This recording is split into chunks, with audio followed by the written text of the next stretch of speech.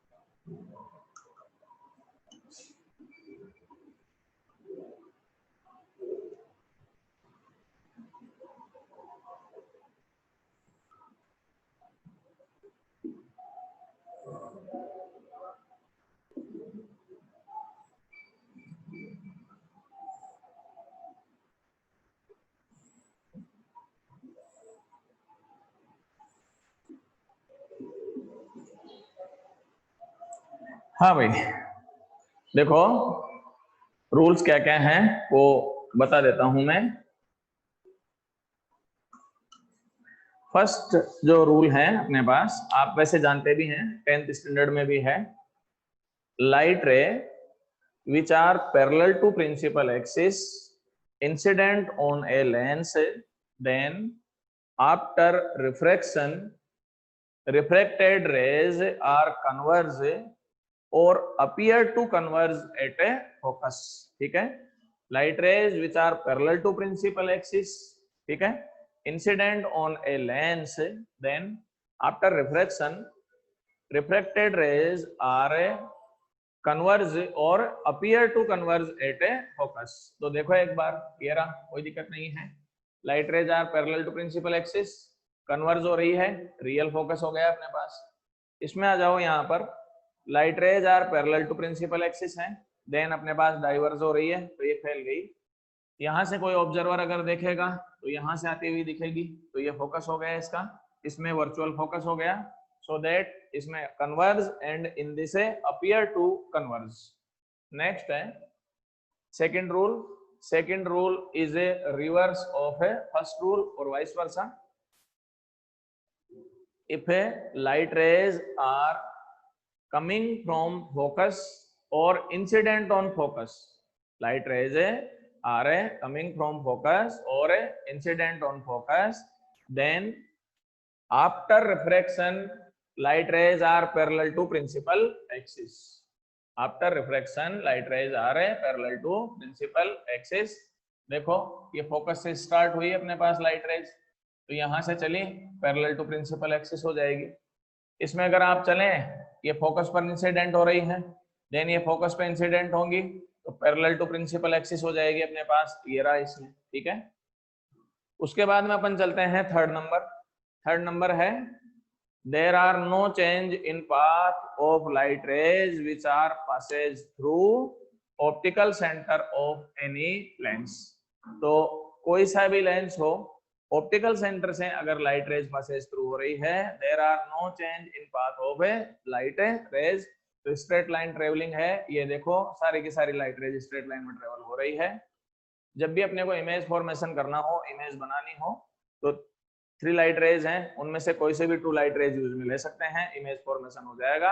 Image formation is as well as for a mirror and a lens, तो same है अपने पास, कोई 3 में से 2 लाइट रेज यूज में लेनी है।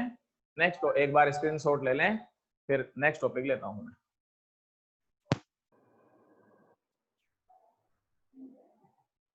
अब भाई सेंटर ऑफ कर्वेचर वाला नहीं होता है इसमें राहुल, इसमें ऑप्टिकल सेंटर वाला ही चलता है, आर पार निकलती है ना, इसलिए इसमें।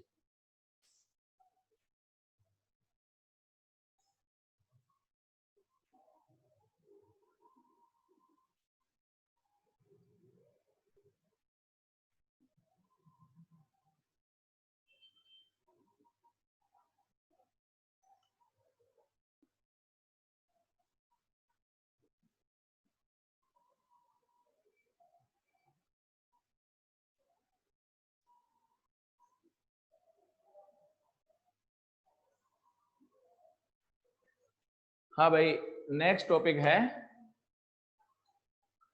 Refraction due to spherical surface.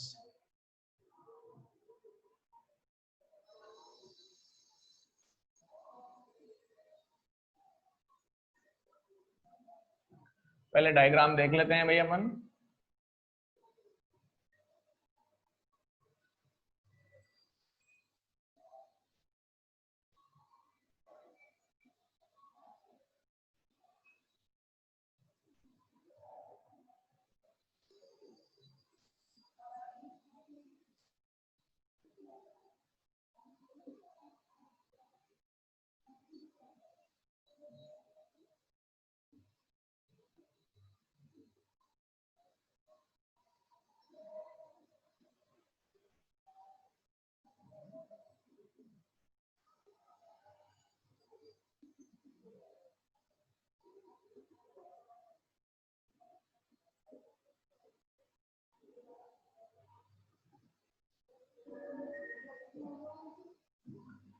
देखो भाई, refraction due to spherical surface क्यों स्टडी करते हैं, रीजन बता देता हूं मैं।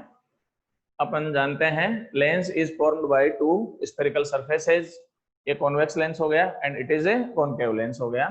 तो लेंस में 2 टाइम्स रिफ्रैक्शन होगा भाई, लेंस में कितने टाइम्स रिफ्रैक्शन होगा, 2 टाइम्स होगा। तो अपन क्या करते हैं, सिंगल सिंगल सरफेस का रिफ्रैक्शन फॉर्मूला स्टडी कर लेते हैं। सिंगल फॉर्मूला स्टडी करने के बाद में पहले फर्स्ट का कर लिया, फिर सेकंड का कर दिया, फिर दोनों को ऐड करेंगे तो लेंस फॉर्मूला अप्लाई कर सकते हैं या लेंस फॉर्मूला डिराइव कर सकते हैं। इसीलिए अपन क्या करते हैं, इसमें सिंगल सरफेसेज यूज में लेते हुए चलते हैं। फर्स्ट बार एक सरफेस ले लेंगे, उसके बाद में सेकंड सरफेस ले लेते हैं, ठीक है। सबसे पहले अपन चलते हैं, suppose that A spherical surface with refractive index N2, ठीक है। तो स्फेरिकल सरफेस जो है वो मान लो कि ग्लास से बना हुआ है, तो रेफ्रैक्टिव इंडेक्स कितना ले लिया अपन ने, N2 ले लिया। अब ये स्फेरिकल सरफेस है, इसके आउटसाइड में, इस साइड में जो है, इस साइड में अपन एयर ले लेते हैं या दूसरा कोई भी मीडियम ले लेते हैं। N1 is refractive index of first medium and N2 is refractive index of spherical surface which is a second medium.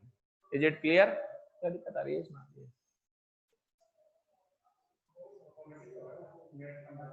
अच्छा हाँ, वीडियो क्लियर हो ही नहीं रहा है। आगे अपन चलें भाई, देखो सबसे पहले तो first and second, first medium is a rarer and second medium is a denser. Next अपन चलें, an object is placed and point object is placed at point O। तो यहां से ऑब्जेक्ट रखा हुआ है, लाइट रे यहां से यहां तक पहुंची, ये पॉइंट ए है भाई। देखो अब अपन चलते हैं, adjoining line to A and C is a normal for lens. Adjoining line of A and C is a normal of a lens. तो ये normal हो गया. Then incident ray, ये normal. Then this angle is a incidence angle I. Clear? यहां तक कोई दिक्कत नहीं है. आगे अपन स्टडी करें. Light ray enter from a rarer to denser medium so that it is shifted towards normal due to refraction. तो सबसे पहले डेंसर मीडियम अगर नहीं होता then light ray straight line में ट्रेवल करती, बट अपने पास डेंसर मीडियम में जा रही है तो it is shifted towards normal. तो ये नॉर्मल हो गया, ये शिफ्ट हो गई और इमेज जो बनी आई पॉइंट पे बन गई. तो ओ की जो इमेज है वो कहां पर बनी? आई पर बनी अपने पास. अब अपन चलें, ये एंगल ऑफ रिफ्रैक्शन हो गया. कैसे देखो एक बार, रिफ्रैक्टेड रे नॉर्मल, तो angle between normal and refracted ray is R. Next अपन चलें, 3 एंगल्स हैं ये, फर्स्ट सेकंड एंड थर्ड. ये एंगल्स कुछ नहीं आ रहा है यार.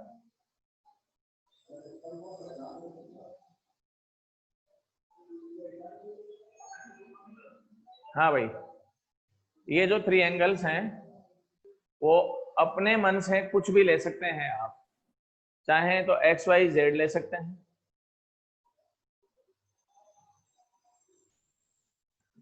पूछोगे बच्चों को एक बार, वीडियो क्लियर आ रहा है?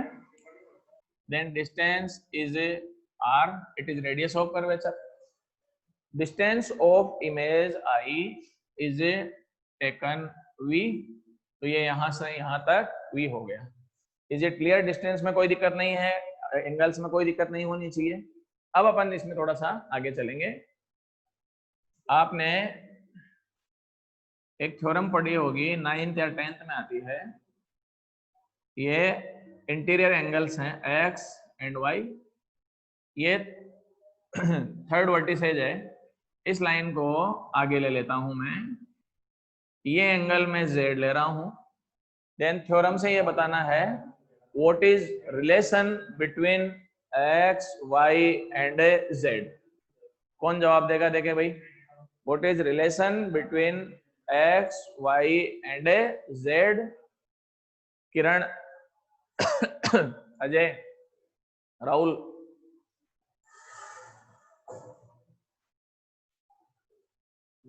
z equal to x plus y. अच्छा, और ज्योति, मनीषा,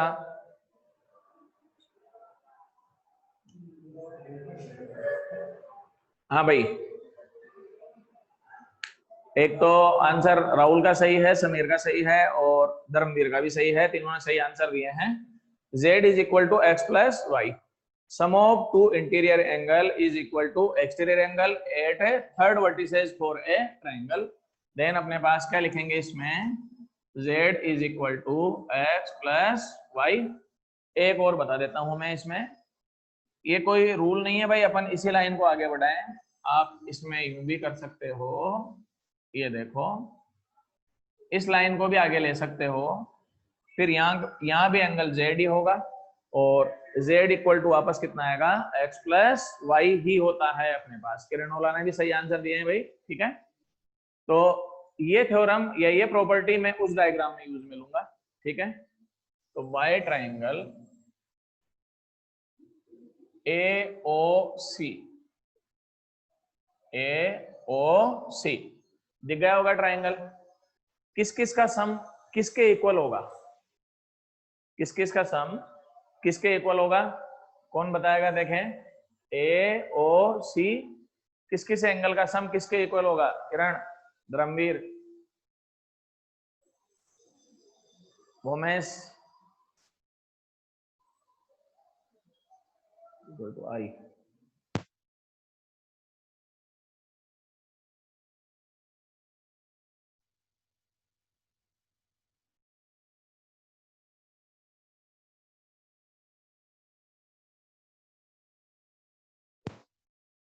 हाँ भाई, एक तो धर्मवीर ने आंसर सही दिया है, एक समीर ने आंसर सही दिया है।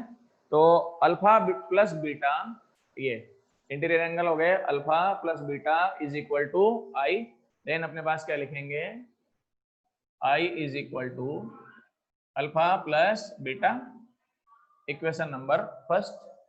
आगे अपन चलें, if alpha and beta are very small then, आप जानते हैं angles are very small, alpha is taken as tan alpha and beta is taken as tan beta. देखो भाई, मैं पहले बता चुका हूं, if theta is very small then sine theta equal to theta, cos theta equal to 1 and tan theta equal to theta. Clear है? वही property use में ले रहे हैं अपन, tan alpha equal to alpha, then alpha is taken as tan alpha and beta is taken as tan beta. अब तुम्हारे में से कोई बोलेगा कि इसमें साइन क्यों नहीं यूज में लिया, उसका रीजन ये है, अपनी सुविधा के हिसाब से, अपनी जरूरत के हिसाब से यूज में लिया जाता है। भाई मैथमेटिक्स में आंसर क्या लाना है, सब कुछ उस पर डिपेंड रहता है कि आंसर क्या आ रहा है, उसी के अकॉर्डिंग यूज में लेते हैं। तो alpha is taken as tan alpha, beta is taken as tan beta, then I is equal to tan of alpha plus tan of beta, equation number second. एक ट्राइंगल, अब सबसे पहले दो ट्राइंगल ले रहा हूं भाई मैं, राइट एंगल ट्राइंगल्स हैं, by triangle A O O dash and A O dash C. ठीक है, देखो ट्राइंगल दिख गए होंगे, ए ओ ओ डैश ए ओ डैश सी। ठीक है, ये अल्फा, अल्फा के अपोजिट साइड में परपेंडिकुलर हो गया, ये राइट एंगल, राइट एंगल के अपोजिट साइड में हाइपोटेनस हो गया, जो बच गया वो बेस हो गया भाई, तो पी बी एंड एच हो गया। उसके बाद में ये ट्राइंगल ले रहा हूं मैं, ए ओ डैश सी, बीटा के अपोजिट साइड में परपेंडिकुलर, ये बेस हो गया, ये हाइपोटेनस हो गया। तो दोनों ट्राइंगल्स में से tan alpha and tan beta find करना है अपने को। देन क्या रहेगा, tan alpha is equal to क्या रहेगा भाई, देखो A O dash upon O O dash, आ गया होगा समझ में, A O dash upon O O dash आ गया। ठीक है, tan beta is equal to, देखो P upon B, then A O dash upon O dash C हो गया।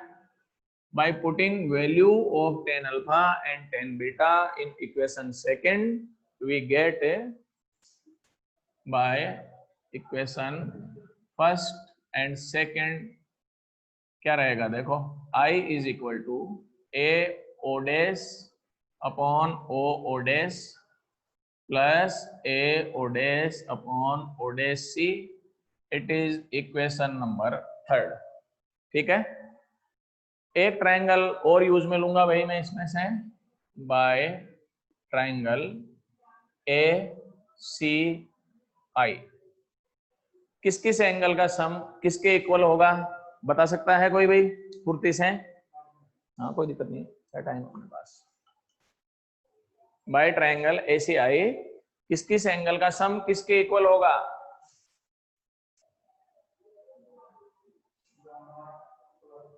Gamma plus R equal to beta.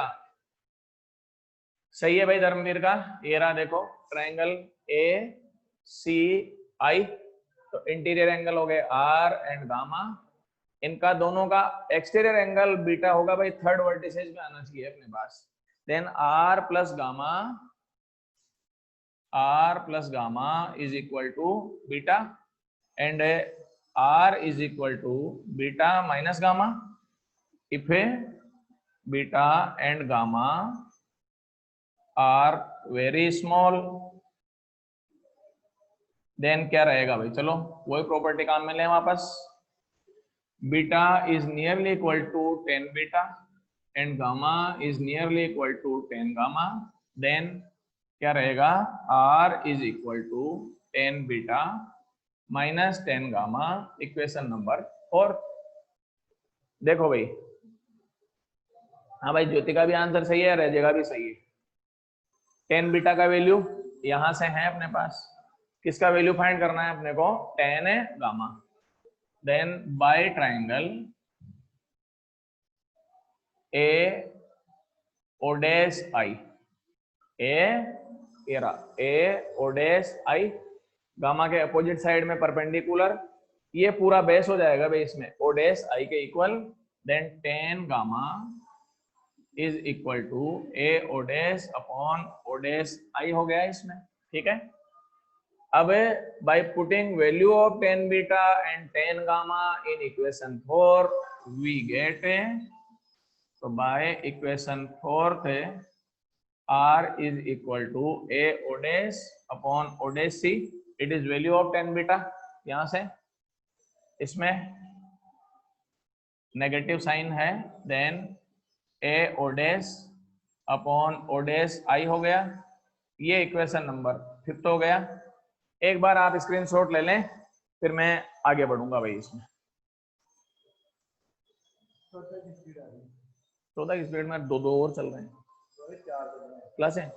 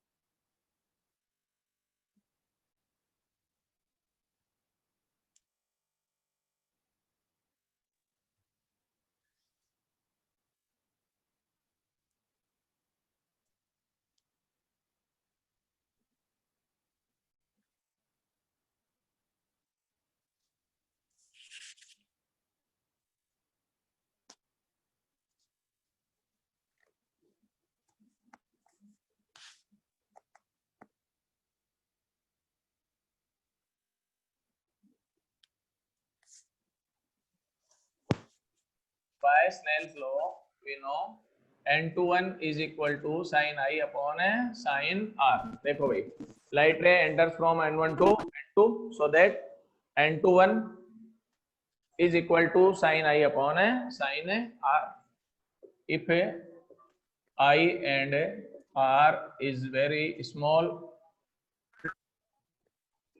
then क्या लिखेंगे भाई बोलो, sin I is taken as I and sin R is taken as R, so that n2 upon n1 is equal to I upon R।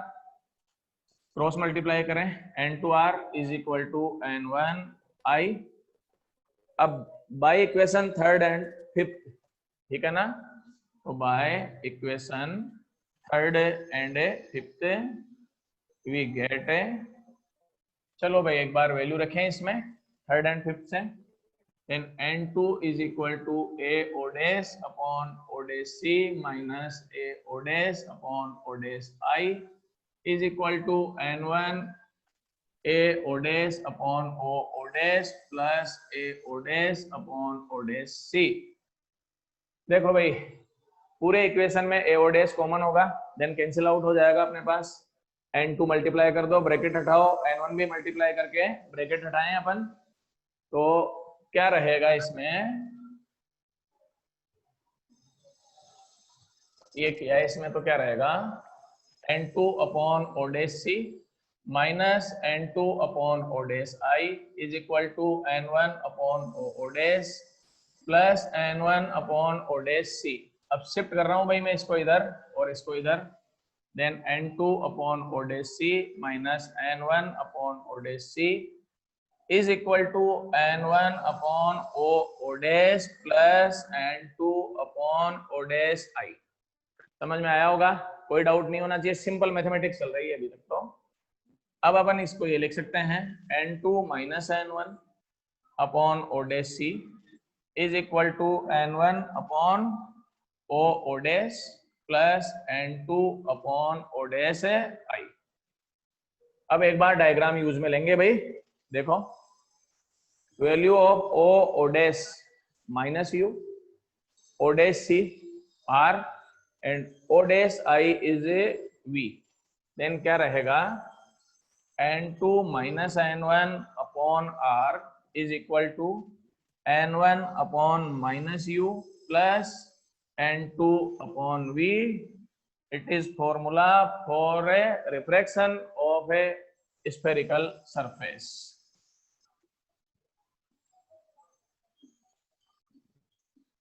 Refraction due to spherical surface.